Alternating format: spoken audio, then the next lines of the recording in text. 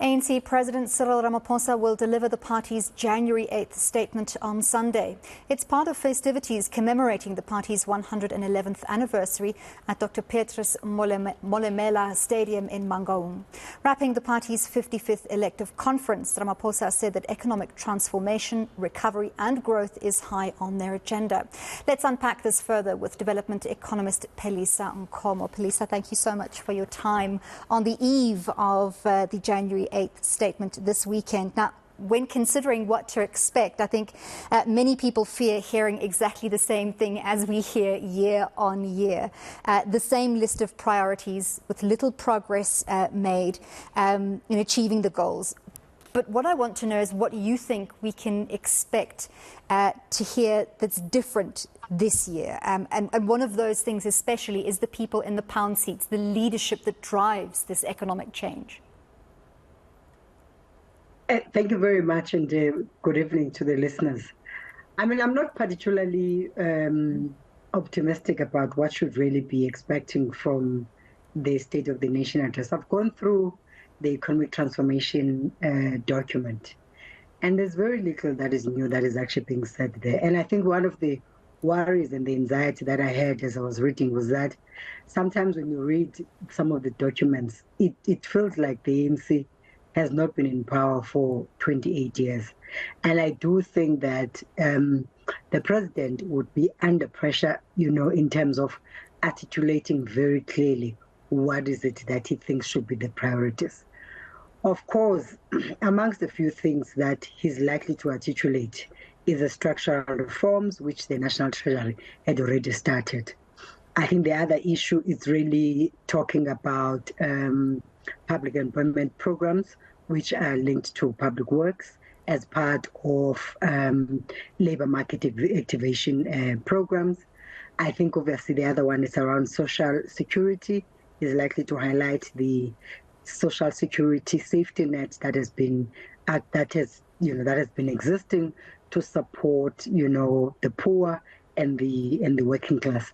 I also think that is likely also to talk about the energy crisis and articulate the plans around the RIP, which is the energy plan, that is led by Department of Minerals.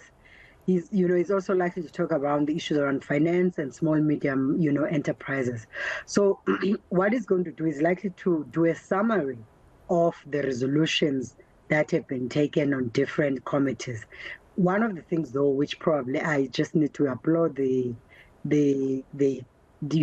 part of the economic reforms, they pay a lot of attention on the issue of land access. And I think it came out even today from the participants who were at the energy dialogue that actually, for rural young people and also for women, amongst the key issues they would likely to have is to have access to land so that they could actually develop, their businesses, but obviously they're going to require support. So the success of, the whatever that the president would deliver, there are 4 yardsticks that we would need to use to measure whether they fully grasp what are the challenges that this, South Africa is confronted. Firstly, is the issue around access to land and what are the plans around that. Support for small, medium enterprises, right? And increase access to finance. And then the third one is around labor activation programs, turning this country into a construction site through an infrastructure program, infrastructure spending. And then obviously the fourth one would be, the energy, youth unemployment. I think the president has to highlight the issue around public procurement as a critical policy lever to facilitate economic transformation, but as well as to make it sure that it creates opportunities for for businesses. So there are a few things that particularly in the economic transformation paper, that are kind of like quite interesting. I mean, one of the key things is around the issue of the electrical vehicle, where there was a discussion that South Africa needs to position itself in using some of the primary goods that are used in electrical vehicles. I think the issue around becoming a hydrogen center, But I think others, it's really, you know, a rehashing of what actually has been done. But what South Africans must really be nervous about and pay attention to is the structural reforms around the networks industry, the water industry, the energy sector industry, because the risk about that is that some of the structural proposals that National Treasury has really been pursuing in the last 12 months has been actually facilitating the participation of private sector within the water. If I pick up, for example, the water industry, and the risk about, you know, private sector participation in several sectors where government had been providing services is that, firstly, water then stops becoming a public good and a human rights issue, is that the private sector is actually going to be making sure that it pushes profit maximization. So, and I do think that that's something that some of the structural reforms that National Treasury is actually paying attention, that is pursuing, that we need to really be concerned about and make it sure that, in fact, we need to demand public participation process so that the constitutional rights or human rights embedded into the Constitution are actually not eroded through private sector participation in some of these critical sectors. In terms of that public-private partnerships, I want to ask you, I hear what you're saying about making sure that human rights are not eroded. That's obviously of critical importance. But in a lot of sectors, the response from businesses have been that government is failing to provide the services necessary to grow the economy, and that unless there is private sector participation, there is a very bleak future for businesses in South Africa. Where do we draw the line, and do you think the ANC is nuanced enough to read that line very carefully?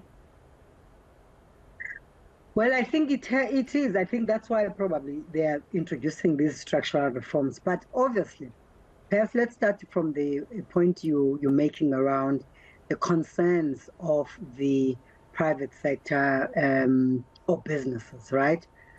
Firstly, the government has a responsibility to develop a coherent industrial development strategy, identify what it perceives to be strategic sectors of the economy, in that resource that, and as well as then get into partnership with private sector.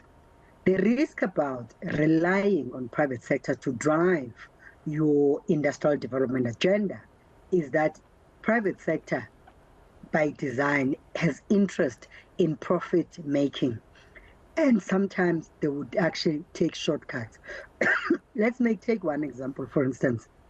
If you look at the South African economy now, we've actually become a middleman economy. Part of it has to do with the fact that state-owned enterprises, government, when they're procuring goods, particularly heavy equipment or industrial equipment, they buy from the private sector. And what private sector companies have been doing in South Africa in the last 28 years is to catch a flight either to go to Europe or to go to China to actually go and buy goods and then import it. And as such, we've ended up becoming an assembling economy and as well as middleman economy. And the risk about assembling economy is that you don't only lose technical skills, but also it means that from the value chain perspective, your economy lose in that you're not able, your industrial capabilities become limited, and instead you end up having only capabilities that is linked with assembling components of products instead of actually the actual primary manufacturing. And that's a problem why a lot of heterodox economics are actually concerned about, private partnerships that are led by private sector, is that we have an experience as of today. That's how our economy has been growing at less than 2% because our industrial capacity has actually been weakened.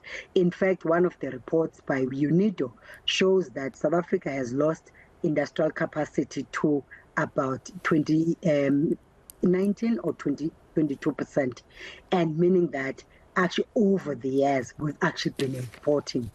And so if you import it from the textile sector, you import from construction sector, and you import automotive sector, and then you import agricultural products, that's why we're confronted now with inflation, because of the high rise in food costs, because we're importing the food. So in essence, I think the storyline or the narrative I'm presenting to you is that we are anxious and should be extremely concerned as South Africans with the history in particular of economic exclusion and racial exclusion for industrial development that is led by private sector. Thank you very much. I do have to interrupt you there. I do apologize, Phelisa. Unfortunately, we have run out of time. But thank you very much for those nuanced insights.